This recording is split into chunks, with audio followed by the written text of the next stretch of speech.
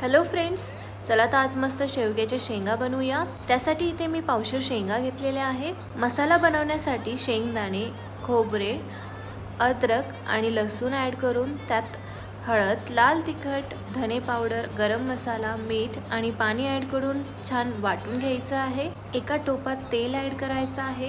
जिऱ्याची फोडणी देऊन त्यात मसाला ॲड करायचा आहे। मसाला आपल्याला छान परतून घ्यायचा आहे। मसाला परतला की त्यात शेंगा ॲड करून परतून घ्यायचे आहे आणि झाकण ठेवून 1-2 मिनिटं छान वाफून घ्यायचं आहे। सर्व छान परतलं की त्यामध्ये आपल्याला पाणी ॲड करायचं आहे। तुम्हाला ग्रेव्ही जशी हवी असेल तसं तुम्ही पाणी ॲड करू शकता। पाणी ॲड केल्यानंतर भाजीला छान उकळी येऊ द्यायची आहे। उकळी आली की गॅस कमी करून झाकण ठेवून शेंगा शिजेपर्यंत आपल्याला भाजी छान शिजवून घ्यायची आहे।